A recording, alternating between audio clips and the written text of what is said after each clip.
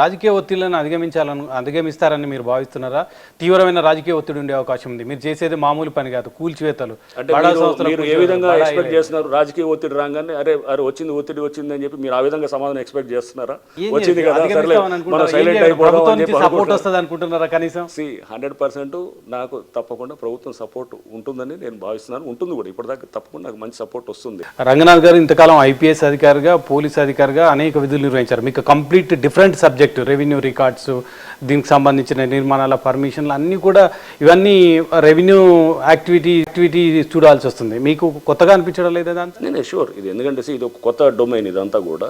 దీనికి కావాల్సిన ఇరిగేషన్ చట్టాల గురించి తెలుసుకుంటున్నాం, నెక్స్ట్ రెవెన్యూ లాస్ గురించి, మున్సిపల్ లాస్ గురించి, ఇట్లా రకరకాల సర్వేయింగ్ అంటే ఎలా చేస్తారు, అండ్ నెక్స్ట్ ఒక అర్బన్ ఇది ఎట్లా ఉంటుంది అంటే ఈ చెరువులు దాని దగ్గర ఉన్న ఆ స్ప్రాల్ అదంతా కూడా ఎలా ఉంటుంది అంటే ఇదంతా కూడా మనం తెలుసుకోవడానికి ఇది ఒక డిఫరెంట్ డొమైన్.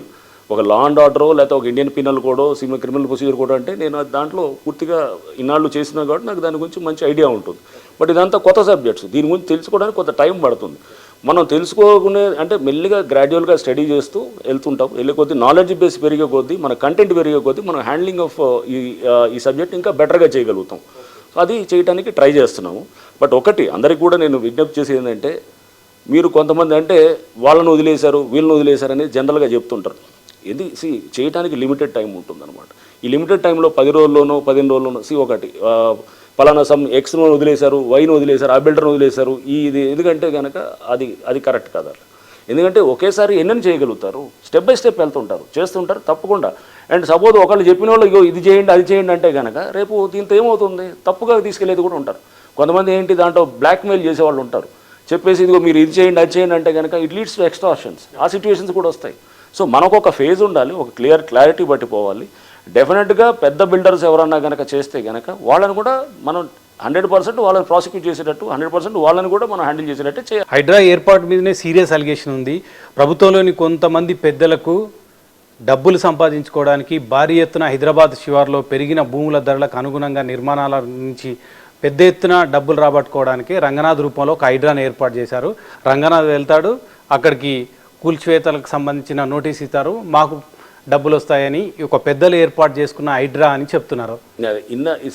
ఇప్పటిదాకా నేను మీకు చెప్పింది అదే, నోటీసులు ఇస్తూ వస్తున్నారు, నోటీసులు ఇచ్చి తర్వాత ఎక్కడ యాక్షన్ కనపడలేదు.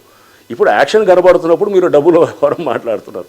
యాక్షన్ కనబడినప్పుడు డబ్బులు వ్యవహారం రాదు. మీకోసం కాదు, ప్రభుత్వ పెద్దలకు డబ్బులు సంపాదించుకోవడానికి హైడ్రా ఏర్పాటు చేశారని ఇవన్నీ రకరకాల పొలిటికల్ వాటికి నేను I don't want to comment on this. మీరు ఇప్పుడున్న పరిస్థితుల్లో నిజాయితీగా చెప్పండి, ఖచ్చితంగా ఈ హైడ్రాని ముందుకు తీసుకెళ్లగలుగుతారా?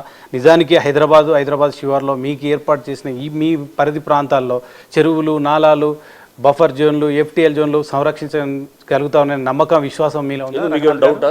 నాకు 100% నేను గ్యారంటీ నేను చేస్తాను. అది డెఫినెట్గా చేయగలుగుతాం. అందరూ కూడా దాని సిబ్బంది అంతా వస్తారు, అందరూ ఒక కమిట్మెంట్ తోటి చేస్తే ఎందుకు చేయలేరండి? మనం అందరం ఇప్పుడు అనుకుంటే ఎప్పుడైనా కానీ ఏదైనా ఒక 10,000 అడుగులైనా కానీ మొదటి అడుగు వేయాల్సిందే కదా. సో మొదటి అడుగు వేసినప్పుడు మనం ఇప్పుడు ఒక మంచి ఇన్స్టిట్యూషన్ తయారైనప్పుడు, ఒక గ్రేహౌన్స్ తయారైనప్పుడు, ఒకటేది 1980s అనుకున్నారా ఇట్లా అవుతుంది, మనం నక్సలిజాన్ని మొత్తం చెక్ చేస్తామని చెప్పేసి ఒక ఎస్ఐబి ఫామ్ అయినప్పుడు అనుకున్నారా? సో అట్లానే ఒక ఇన్స్టిట్యూషన్ కొత్తది ఫామ్ అయినప్పుడు న్యాచురల్గా కొన్ని ఉంటాయి, దాని మీద డౌట్స్ ఉంటాయి. సో అది మెల్లిగా స్టెప్ బై స్టెప్ తీసుకెళ్ళి దాన్ని ఒక స్టెబిలైజ్ చేస్తే కనుక మీకు దీన్ని మనం హైండ్సైట్లో ఒక 5 years తర్వాత 10 years తర్వాత హైడ్రా అనేది ఎలా పనిచేస్తుంది అనేది అప్పుడు చూసుకుంటే కనుక మనకు తెలుస్తుంది అనమాట. సో ఇప్పుడే మనం దాని మీద మనం పెసిమిస్టిక్గా, నెగిటివ్గా అసలు మనకి లేదు ఇదంతా ఇదే అనుకుంటే కనుక కాదు. మరి ఎక్కడో వచ్చాడో మనం బిగిన్ అయితే చేయాలి కదా. ఇలా అనుకుని అసలు మనం వదిలేద్దామా? చెరువులన్నింటినీ మనం కబ్జా ఎవరిద్దామా, లేదా మొత్తం చూస్తూ ఊరుకుందామా? పోనీ పర్వాలేదు 100% పోయినా కానీ కూడా మనకి వరదలు మన కాలనీల్లో ఇళ్లలోకి వచ్చినా కానీ వదిలేద్దామా? అది కాదు కదా. ఏంటి ఆల్టర్నేటివ్ ఏముంది, సొల్యూషన్ ఏంటి? ఇది కాకపోతే ఇంకేం చేయొచ్చు, ట్రై చేద్దాం. ఈ మోడల్లో ఒక మంచి మోడల్ వచ్చింది, ఒక అద్భుతమైన హైడ్రా అనేది ఈ మోడల్ అనేది రావడంతో కంట్రీ వైడ్ కూడా ఈ డిమాండ్స్ వస్తున్నాయి, వేరే స్టేట్స్ నుంచి కూడా వస్తున్నాయి. ఎందుకంటే ఎప్పుడు కూడా ఈ చెక్ చేసేటటువంటి అధికారము అంటే చెక్ చేసేది వారు దీనికి డిమాలిష్ చేయాలన్నా కానీ లేకపోతే ఇట్లాంటిది ఒక చెక్ చేయాలన్న ఒక సివిక్ ఏజెన్సీ మీద బయటకు తీసుకొచ్చి ఒక ఇండిపెండెంట్గా ఉండేటువంటి దానికి ఇన్నాళ్ళు ఈవీడిఎం ఉండింది, అది it was part of GHMC. But ఇప్పుడు దీన్ని బయటికి తీసుకొచ్చి దీన్ని ఇండిపెండెంట్గా చేయడంతో దీనికి తప్పకుండా డిఫరెంట్ అధికారాలు ఉంటాయి.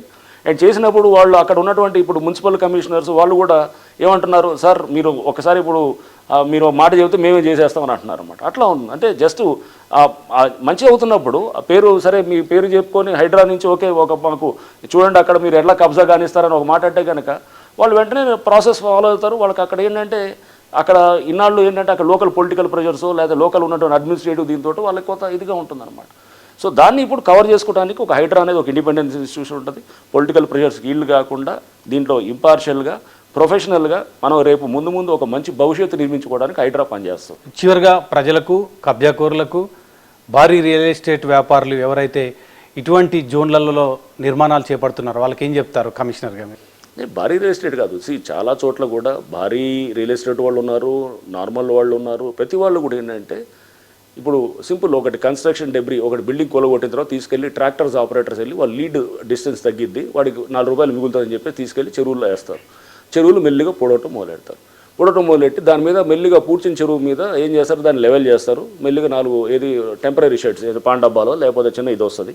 వచ్చి మళ్ళీ ఒక 5-6 నెలల తర్వాత ఎవరు లేదంటే కనుక మళ్ళీ ఇంకో స్ట్రక్చర్లు లెగుస్తాయి. ఇది జరుగుతున్న క్రమం అనమాట. అది పెద్ద చిన్న అని లేదు, అందరూ చేస్తున్నారు. మనం దీంట్లో ఇవన్నిటినీ ఆపాలంటే కనుక ఇట్లాంటి ఒక ఇన్స్టిట్యూషన్ ఉండటం అనేది ప్రభుత్వం అందులో ఇంత పూర్తిగా అంటే ప్రత్యేకంగా ఇది ముఖ్యమంత్రి గారు అండర్లో ఇది ముఖ్యమంత్రి గారే దీనికి గవర్నింగ్ బాడీకి ఈజ్ ద చైర్మన్ అనమాట.